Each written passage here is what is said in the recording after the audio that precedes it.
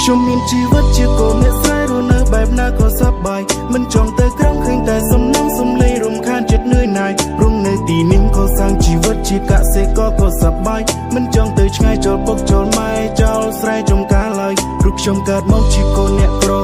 រឿងលុយគឺសំខាន់មិត្តភក្តិស្នេហ៍មាន2 3នាក់រាប់អានគ្នារាប់ឆ្នាំសុំលេបបំពេញក៏មិនល្អក្អែលកាន់ក៏ស្រឡាញ់មានមួយកុំភ្លេចតែដើរអួតគេរាប់ខែរាប់ឆ្នាំជាមួយមិត្តភក្តិដែលលេង2នាក់ឲ្យតែពេលដែលទំនេររៀនមិនបានខ្ពង់ត្រឹមទី12ប្រឡងបាក់ដប់ក៏ជាប់ដែរមិនចង់ធ្វើការខ្ញុំចង់រកស៊ីបំបែកគំនិតគ្រប់វេលាប៉ុន្តែគេថារូបខ្ញុំរៀនចប់បែរជាដើរពីលាយ៉ាងណាមិនឯងត្រឹមពីសំដីរូបខ្ញុំក៏ចង់ជោគជ័យដែរចង់មានលុយចាយចង់ស្គាល់ដុល្លារចង់មានវេលាជួយពុកម៉ែពាក្យលើកទឹកចិត្តបណ្ដុះគំនិតចង់មានជីវិតដែលដូចគេមិនចង់លំបាកដោយការពីមុនលើផ្លូវជីវិតដែលពួកយើងឆ្លងគួរធ្វើយ៉ាងណាគួរធ្វើបែបណា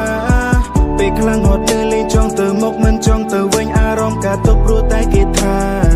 ក៏ចង់ជោគជ័យខំប្រឹងកែច្នៃបណ្ដុះគំនិតឆ្ពោះទៅរកក្តីស្រមៃខ្លួនយើងជាយើងខំប្រឹងធ្វើទៅមិនអត់ប្រយោជន៍នោះទេថ្ងៃមួយមកដល់វានឹងហត់ផលចេញផ្លែចេញផ្កាដូចឯងដូចគេចេះតែគិតមិនដឹងពេលណានោះទេគិតតែម្នាក់ឯងនិយាយម្នាក់ឯងគ្រប់ពេល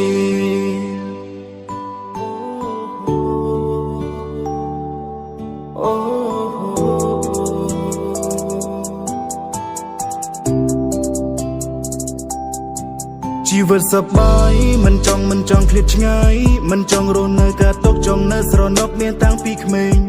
តើគួរធ្វើយ៉ាងណាទៅតើគួរធ្វើបែបណាទៅចង់មានជីវិតមួយដែលមានអ្វីគ្រប់យ៉ាងជីវិតលំបាក